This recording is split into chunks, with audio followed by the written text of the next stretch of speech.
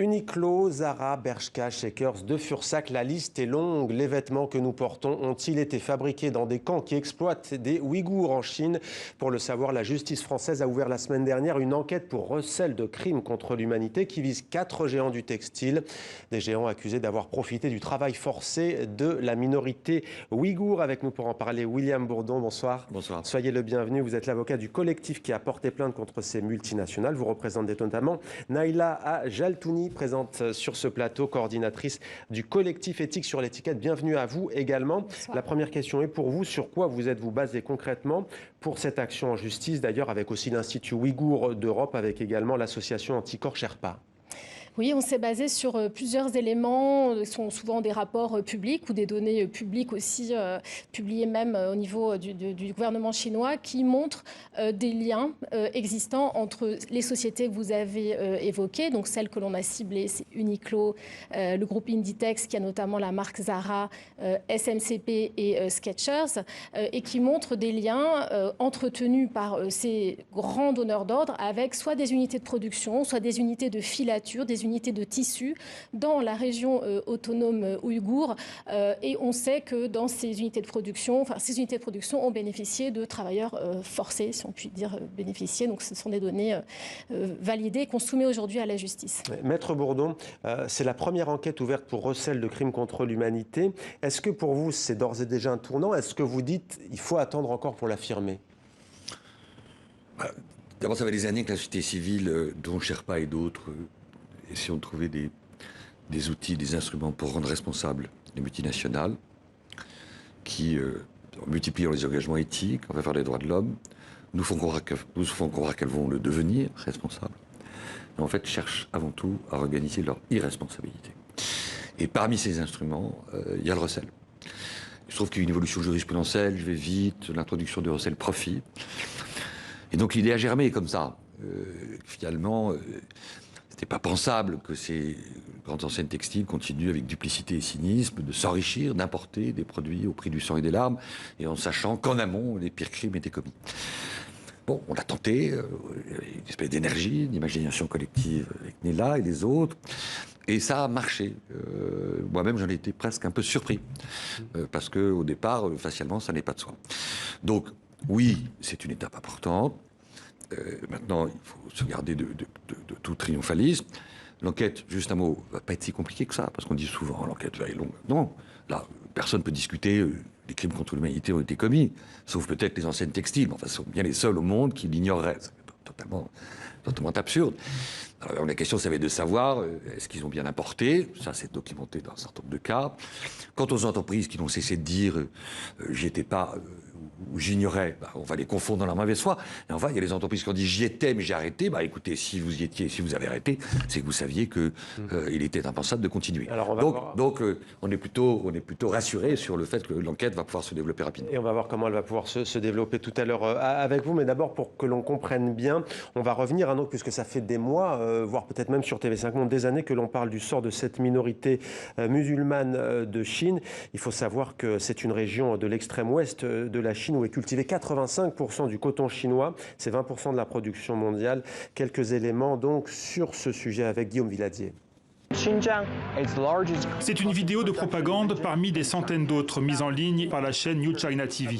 On y apprend qu'au Xinjiang, la principale région productrice de coton en Chine, les technologies les plus avancées ont changé la vie des paysans. Plus besoin de se courber des jours entiers dans des champs immenses pour récolter les fleurs de coton, nous dit le reporter. Les machines s'en chargent. Ce n'est pas du tout ce que conclut le rapport de la fondation américaine victime du communisme. Au contraire, selon cette enquête, le coton reste majoritairement ramassé à la main au Xinjiang et ceux qui le récoltent sont envoyés de force dans les champs.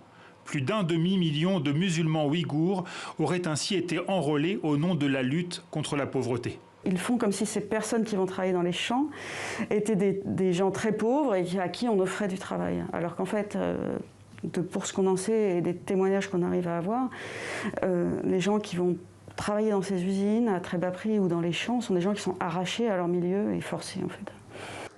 Des accusations aussitôt balayées par les autorités chinoises. Les travailleurs de toutes les ethnies du Xinjiang signent des contrats de travail avec des entreprises sur la base de leur propre choix de profession, sur une base volontaire et égale, conformément à la loi. Ils ne subissent aucune discrimination fondée sur l'appartenance ethnique, le sexe ou les différences religieuses. La Chine nie donc en bloc, comme elle avait nié par le passé l'existence de camps de rééducation pour Ouïghours ou d'usines de travaux forcés. Le chercheur allemand à l'origine de ces révélations dit pourtant s'être basé sur des documents officiels publiés sur Internet. Au-delà de la dénonciation de très graves atteintes aux droits humains, ces conclusions mettent en cause la responsabilité de tout un secteur de l'économie mondiale, l'industrie textile. Le rapport demande d'ailleurs aux entreprises et aux grandes enseignes de l'habillement, souvent épinglées, d'enquêter davantage sur la proportion de coton chinois dans leur chaîne de production, même si celle-ci se trouve en dehors de Chine. Naïla Ajaltouni, ce que l'on sait et que beaucoup savent, c'est que l'industrie de l'habillement est fondée sur un modèle économique d'exploitation de main-d'œuvre sous-payée, avec des droits sociaux souvent bafoués. Mais est-ce que vous dites que là, avec ce que vivent les Ouïghours, on a franchi une étape supérieure? On parle tout de même parfois de génocide. Oui, bien sûr, on est là, on n'est pas seulement sur des violations de droits économiques et sociaux, donc droits du travail, mais aussi des droits civils et politiques, des droits directs, des atteintes aux droits des personnes et des populations. Et c'est vrai que c'est d'autant plus cynique parce que on parle depuis de nombreuses années, en fait, en effet, de ces chaînes de valeur et de la responsabilité des enseignes. Depuis l'effondrement du Rana Plaza en 2013, déjà, les enseignes clamaient déjà qu'elles ne connaissaient pas les lieux de fabrication, et comme si le fait de ne pas savoir les dédouaner d'une responsabilité, alors que c'est précisément un aveu presque de culpabilité de dire je ne sais pas où et dans quelles conditions sont fabriqués nos produits.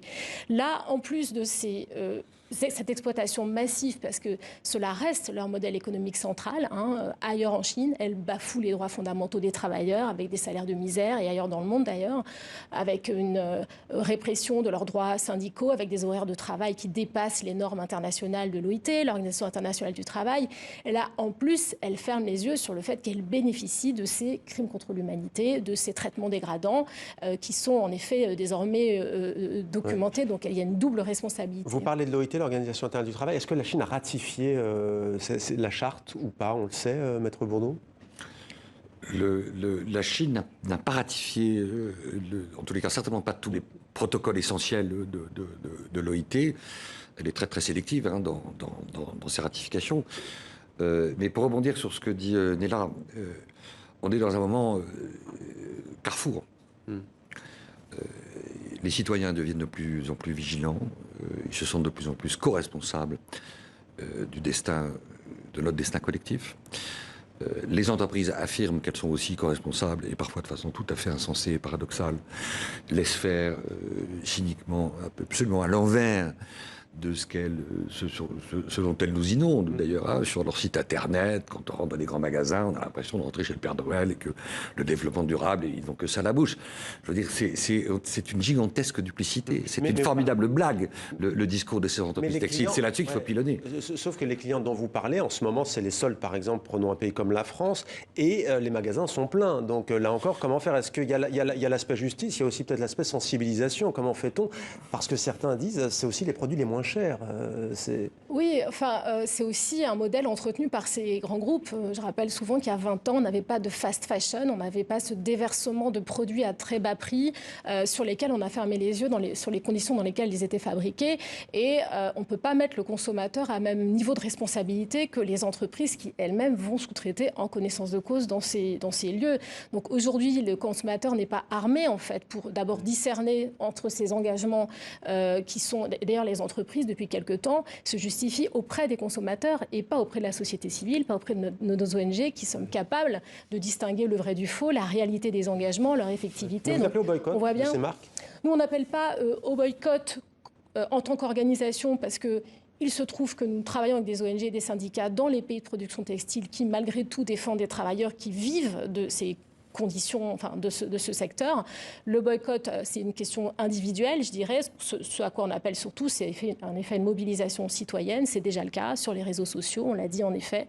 Les consommateurs et les citoyens, avant tout, refusent de plus en plus d'être les complices en fait, de ces pratiques irresponsables.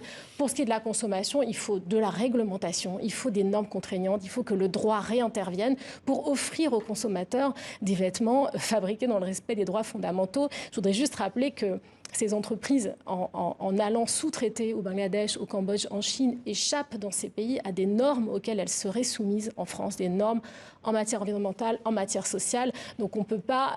c'est en effet une responsabilité organisée. Maître Bourdon, on va tout de même citer l'un des groupes incriminés, Uniqlo, qui dit que des contrôles de traçabilité rigoureux menés au sein du groupe ont permis de vérifier que les allégations provenant de cette plainte sont infondées et que le groupe coopérera pour l'établir avec les autorités judiciaires françaises. Quels sont concrètement les éléments? Comment ça peut se passer? Il peut y avoir des perquisitions au sein de ces groupes? Il peut y avoir... D'abord, plus le risque réputationnel est grand, plus le risque réputationnel est sous-tendu par un risque judiciaire lourd, plus le système de défense de ces grands acteurs du marché, poursuivis pour corruption, ici pour le crime contre l'humanité, et le déni. Le déni, voire pire encore, dans la version la plus pathétique, la victimisation, l'objet de la propagande, de la communication, d'objets irresponsables. Attends, les policiers ne vont pas nous envoyer un Bristol pour nous dire ce qu'ils vont faire. Enfin, on peut imaginer, c'est le bon sens, que les services de police, ils vont enquêter, ils vont demander des explications à ces enseignes textiles. Est-ce qu'il y aura des remises de documents volontaires ou contraignantes? Là-dessus, je ne suis pas, encore une fois, dans les secrets des limites de la justice française. Mais je répète qu'il y a de la documentation disponible. Parce que toutes ces entreprises, ce n'est pas des petites PME du coin de la rue. On n'en est pas à la période des comptoirs à Pondichéry où des grandes fortunes portugaises ou françaises pouvaient ignorer la façon dont les coulis étaient massacrés à Macao ou à Canton. Non, on est en face de nous des entreprises qui sont dotées, bardées de déontologues, de conseillers géopolitiques et qui sont beaucoup plus informés que vous et moi sur la réalité de ce qui se passe en Chine. Ils le savent mieux que quiconque.